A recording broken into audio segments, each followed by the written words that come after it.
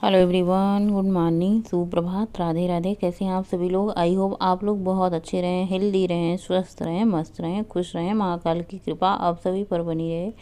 आज है बच्चों की छुट्टी और बच्चों का ऑफिस है, लेकिन बच्चों की छुट्टी है तो मैंने सबसे पहले सोचा चलो भाई अपना वॉक शुरू करते हैं टहलने से। आज मेरा एक्सरसाइज करने का मन नहीं था। मैंने कहा एक्सरसाइज नहीं करेंगे, आज हम सुबह उठ के जल्दी वॉक पे जाएंगे। क्योंकि कई दिनों से क्या होता है ना, सुबह जब बच्चों का स्कूल होता है तो एक्सरसाइज घर में ही कर लेते हैं और घर के काम भी साथ साथ में करते रहते हैं, तो दोनों काम हो जाता है। लेकिन जब बच्चों की छुट्टी थी, घर में कोई उठा नहीं था और मैंने सोचा चलो भाई बाहर जो सुकून मिलता है ना, शांति मिलती है चिड़ियों की आवाज़ सुन के, हवा की झोंके से, और ठंडी ठंडी आजकल ना बसंत का जो मौसम आया ना, नए नए पेड़ पौधे पत्तों से देख के ना ऐसे ही और जहाँ भी मैं टहलने जाती हूँ ना, वहाँ आपको हर एक तरीके से मतलब पंछी मिल जाएंगे, जैसे मोर हुआ, चिड़िया हुआ। और सुबह जब ये निकलती हुए जो हमारे सूर्य भगवान है ना, उनकी जो किरणें होती हैं ना, इतना ज़्यादा सब कुछ अच्छा लगता है कि मैं क्या ही बताऊँ। तो मैंने ज़्यादा वॉक नहीं किया, मैंने 1.5 चक्कर लगाया है।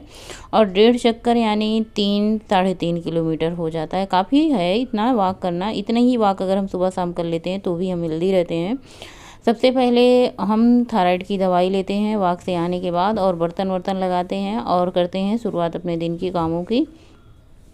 और एक्सरसाइज, योगा, प्राणायाम, व्यायाम, मेडिटेशन आप अपनी लाइफ का एक हिस्सा बना लें। आप इसे स्किप ना करें, दिन भर में जब भी आपको टाइम मिलता है आप करें। इससे क्या होगा ना, आपकी शरीर में जितनी सारी बीमारियां होंगी, जितनी सारी बीमारियां होंगी, सारी की सारी गायब हो जाएंगी धीरे धीरे करके। एकाएक नहीं, लेकिन हाँ आपको एक रूटीन बनाना होगा, टाइम टेबल सेट करना होगा कि मुझे इस टाइम पे यही काम करना है। और उससे क्या होता है ना, आपको मैं बता नहीं सकती, मुझे इतनी सारी बीमारियां रहती थी तो ये मेरा शरीर ना बीमारी का पूरा घर रहता था। लेकिन इस टाइम पे मैं 2-3 सालों से लगातार खुद को इतना ज़्यादा मतलब मैंने बिना दवाइयों के ही मैंने अपना सब कुछ ठीक कर लिया है। अपना रूटीन, खाने पीने का रूटीन, सब कुछ अगर हम ठीक कर लेते हैं ना, तो हमारा शरीर स्वस्थ हो जाता है। हम खाने पीने की मतलब ऐसी चीज़ें खाते हैं जो हमारे शरीर के लिए लाभदायी होता है, स्वास्थ्यवर्धक होता है, ना कि सिर्फ टेस्ट के लिए ही ज़रूरी होता है। जैसे टेस्ट के लिए बहुत सारा ऑयली चीज़, बहुत सारा जैसे मैदा वाली चीज़, ये सारी चीज़ें आप कभी कभार महीने में एक बार खाएं। बाकी आप घर का बना हुआ दाल चावल, हरी सब्जी, सलाद, दही, मट्ठा, ये सारी चीज़ें खाएं तो बहुत ज़्यादा आपका जो है वज़न भी नहीं बढ़ेगा, आप स्वस्थ भी रहेंगे, शरीर हल्का भी रहेगा। क्योंकि जब हम बहुत ज़्यादा तला भुना ऑयली चीज़ें खा लेते हैं ना, तो हमारा शरीर बहुत ज़्यादा भारी भरकम, ऐसे नींद सी आती है, सुस्ती सी आती है, आलस सा आता है। और आजकल तो महीना भी वैसा है, आलस वाला होता है। तो देखिए, आप ठंड में तो भले ही आप थोड़ा बहुत खा लें ऑयली चीज़ें, लेकिन गर्मी के मौसम में बिल्कुल भी ऑयली खाना खाने से हमें बचना चाहिए। मतलब बहुत कम सब्जियों में भी तेल ऐड करना चाहिए। हमें गर्मियों में हरी सब्जियां खानी चाहिए, गर्मियों में भी हो या फिर ठंडियों में हो, हमें हमेशा हरी सब्जियों का सेवन करना चाहिए।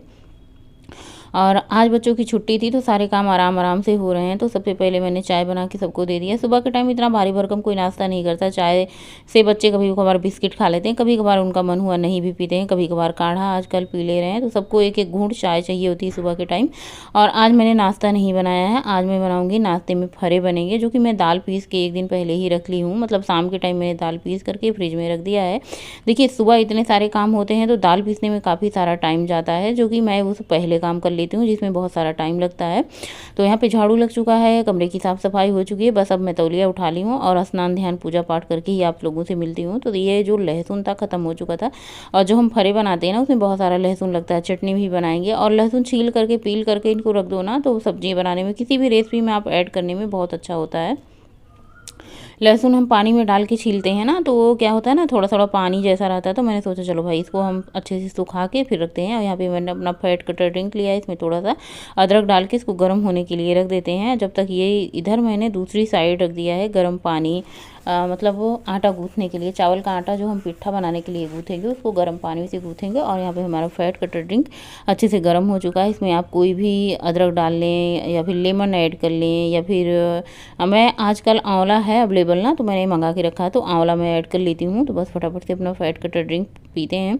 बहुत सारे हमारे व्यूअर का कमेंट आता है फैट कटर में आप क्या ऐड करती हैं, तो इसमें धनिया है, जीरा है, सौंफ है, अजवाइन है, मेथी है, दालचीनी है, और इन सबको मैंने पीस करके एक मतलब मतलब हल्का सा भून करके पीस करके एयर टाइट डिब्बे में रख दिया। थोड़ा सा इसको ग्लास में शाम के टाइम में भिगो देती हूँ और सुबह इसे मैं छान करके पी लेती हूँ गर्म करके। और यहाँ पे मैंने अदरक और लहसुन को अच्छे से कूट लिया है।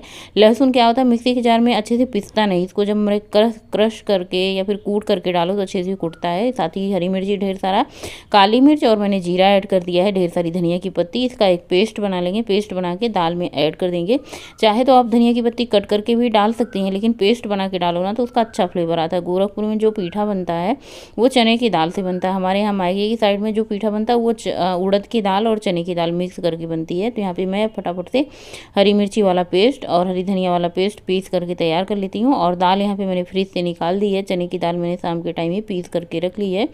और बहुत ज़्यादा टाइम लगता है। और जो हम पीठा बनाते हैं उसकी दाल आप सिलबट्टे पे पीसें तो ज़्यादा अच्छा रहता है, सूखा सूखा ड्राई रहता है। जो हम मिक्सी में दाल पीसते हैं ना वो क्या होता है ना, पानी भी बिना पानी डाले वो पिसाता नहीं, और पानी डाल के पीसो तो दाल पतली हो जाती है, उतना अच्छा पीठा नहीं होता। तो इसमें मैंने हींग डाल दिया है, स्वादानुसार मैंने नमक ऐड कर दिया, और जो मैंने चटनी बना के रखी थी उसको मैंने ऐड कर दिया है। इसको अच्छे से करेंगे मिक्स। थोड़ा सा मैंने हल्दी पाउडर ऐड किया है। पिछली बार जब मैंने पीठा बना रही थी ना तो हल्दी डालना भूल गई थी। इतने सारे दिमाग में चीज़ें डालनी होती है ना तो कोई ना कोई चीज़ भूल ही जाती है। तो बस इसको अच्छे से कर दिया है मिक्स, साइड में रखेंगे। नमक अभी नहीं ऐड करेंगे, नमक हम तब ऐड करेंगे जब बनाना शुरू करेंगे। तो यहाँ पे चावल का आटा रखा हुआ है डिब्बे में, और मैं सोच रही थी ना इसको जल्दी जल्दी बना के ख़त्म कर देती हूँ, क्योंकि पीठा जो होता है ना गर्मी के मौसम में उतना ज़्यादा अच्छा नहीं लगता है, या फिर ताज़ा ताज़ा गरम गरम बनाओ तो ही अच्छा लगता है।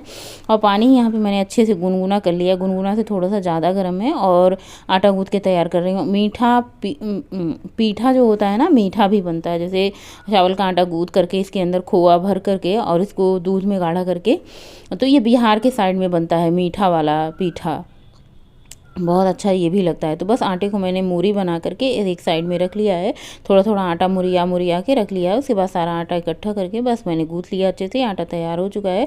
और यहाँ पे गैस जला के फटाफट से मैं पानी चढ़ा देती हूँ, तब तक ये पानी गर्म होता रहेगा। तब तक हम टिक्रियाँ जो होती हैं ना, टिक्की होती हैं, उसको बनाना शुरू कर देंगे। पहले तो मुझे बहुत बहुत बहुत मतलब दर्द होने लगते थे हाथ, लेकिन मैंने ये नया तरीका सीखा है कि हाथ में हल्का सा तेल या घी लगा लो ना तो टिक्रियाँ बड़ी आसानी से बन जाती हैं और हाथ में बिल्कुल नहीं चिपकता। इस तरीके से बनाओ ना तो बड़ी आसानी से बन जाता है, बड़े कम टाइम में बन जाता है, क्योंकि हाथ में ऑयलिंग होती है ना तो ये टिकरियाँ चिपकती नहीं है, चावल का आटा हाथ में चिपकता नहीं फटाफट से। आज मैं बहुत छोटे छोटे टिकरियाँ नहीं बना रही हूँ, बड़े बड़े बना रही हूँ।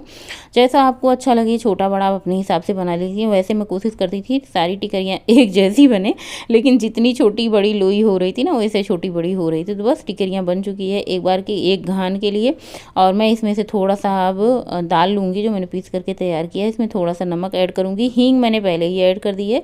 नमक डाल के मैं इसमें मिक्स करके और उसके ऊपर जो टिकिरियाँ मैंने चावल के आटे की बना के रखी बस उनके ऊपर दाल लगा देना है और दोनों तरफ से फोल्ड कर देना है। चावल का पीठा, गुजिया, अब ये सारी चीज़ें बहुत टिटिम्मा वाली होती हैं। जैसे खाने में तो बहुत बढ़िया लगती हैं, लेकिन इनको बनाने में बहुत सारा टाइम लगता है, वक्त लगता है, कम से कम 3-4 घंटे लगते हैं। और इडली भी टाइम लगता है बनाने में। जैसे आपको जैसे घर में पसंद हो, किसी किसी के घर में भाई एक बार खा लेते हैं दोबारा नहीं खाते हैं। हमारे घर में पीठा बन जाता है तो हमारे पतिदेव जी हमारे बच्चों को इतना पसंद है ना कि कम से कम ये 2-3 बार खाते हैं लोग दिन में घूम घुमा के। जब पीठा बनता है तो दाल चावल रोटी सब्जी ये सब नहीं बनता, पूरा दिन पीठा पार्टी ही होती है हमारे यहाँ। शाम तक, शाम को इसको फ्राई करके खाते हैं, चाय से बच्चे फ्राई करके खाते हैं। वैसे तो गरम गरम चटनी से खाएंगे, केचप से खाएंगे, लेकिन इसको ना फ्राई करने के बाद जो पसंद किया जाता है ना उसकी तो बात ही कुछ और है। तो बस पीठा को अच्छे से दाल फैला के पूरा फोल्ड कर देना है, चाहे तो आप पूरा मुंह बंद कर दें या तो फिर आप हल्का सा खुला रखें। तो यहाँ पे आज मैंने जो पीठा बनाया है ना, आज ही क्या जब भी मैं बनाती हूँ ना पूरा मुंह नहीं बंद करती हूँ, तो हल्का सा इसका मुंह खुला रहने देती हूँ, दाल दिखती रहे। और यहाँ पे पानी भी अच्छे से खौल करके तैयार हो चुका है। पीठा किस किस को पसंद है बताना भाई, मेरे घर में हम सब चारों को बहुत पसंद है, इसलिए मैं बनाती भी बड़े प्रेम से हूँ।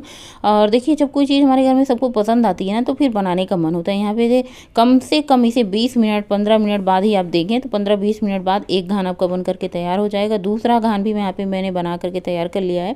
जब तक एक घान 15 से 20 मिनट में पक रहा था उस पर, तब तक मैंने टिकरियाँ फटाफट से बना के इसमें मैंने दाल लगा के और इसको भी फोल्ड करके रख दिया है। तो 3-4 घान पीठा बन जाता है। 2 घान तो तुरंत गर्मा गर्म ही सब लोग खा लेते हैं, बच्चे पद्दे खा लेते हैं। उसके बाद 1-2 घान जो बचता है शाम को आराम से फ्राई करके खाया जाता है। तो बस इस तरीके से आप पीठा बनाएं और खाएं।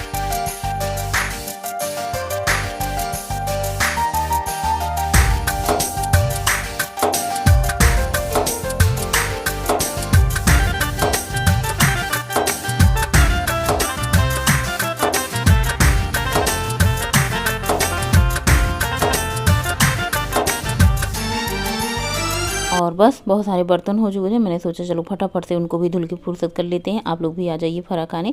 गर्मा गर्म फरा बन के तैयार हो चुका, लास्ट घान बचा था और गर्मा गर्म मैंने निकाला है फरे।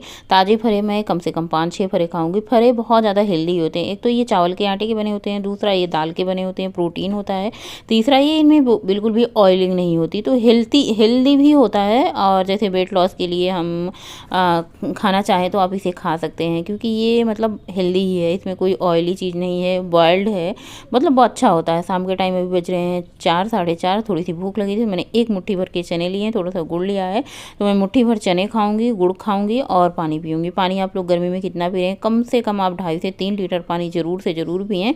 पानी जो होता है ना, हम जैसे हमें भूख लगती है ना तो हम खाने पे जोर देते हैं, कभी कभार आप भूख लगे ना तो पानी पी के देखिए। नहीं आपका पानी पीने का मन करता है, थोड़ा सा एक मतलब ढेली, मतलब एक छोटा टुकड़ा गुड़ खाएं। गुड़ खाने के बाद आपको प्यास लगेगी तो फिर देखिए आपका पेट भरा भरा रहेगा, वजन भी कम होगा पानी पीने से।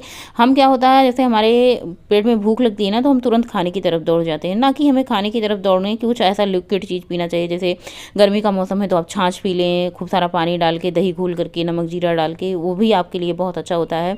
आप पानी पी सकते हैं या फिर मतलब कुछ ऐसी चीज़ पिएं, जैसे छाछ बना ले पतला सा, उसमें सत्तू घोर करके पी ले सकते हैं। पानी में भी बहुत सारे लोग सत्तू घोर के पीते हैं, छाछ में भी बहुत सारे लोग सत्तू घोर के पीते हैं। तो हमें कहने का मतलब ये है कि हमें हर बार जब भूख लगे तो हमें खाने की तरफ दौड़ के नहीं जाना चाहिए, हमें दूसरा विकल्प लेना चाहिए जो कि बहुत ही ज़्यादा हेल्दी है।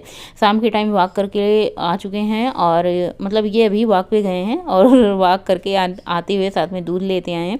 कभी कभी वॉक जल्दी हो जाती है, कभी कभी लेट हो जाती है, जैसा टाइम मिल जाता है। कभी कभी जल्दी चले जाते हैं, कभी कभी लेट भी हो जाता है, दोनों टाइम होता है। तो यहाँ पे दूध लाए हैं और ये मैं दूध गाढ़ा करूँगी जो कि बच्चों को पसंद होती है रोटी से खाना। और कभी कभार ये ना बच्चे ऐसे भी खाते हैं चम्मच से लेके, बहुत अच्छा लगता है। तो बस दूध गाढ़ा कर लेना है, इसमें थोड़ा सा चीनी डालना है, बहुत ज़्यादा चीनी नहीं डालना है, मतलब थोड़ा सा चीनी डालना है।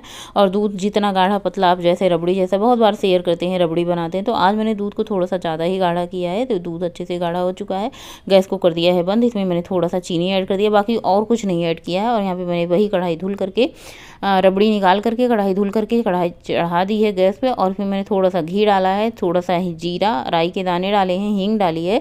और जो सुबह में बने थे फरे, इनको फ्राई करना है, क्योंकि इस टाइम मैंने खाना वाना कुछ नहीं बनाया। दूध ही काढ़ते हुए मुझे 1 से 1.5 घंटे लग चुके थे।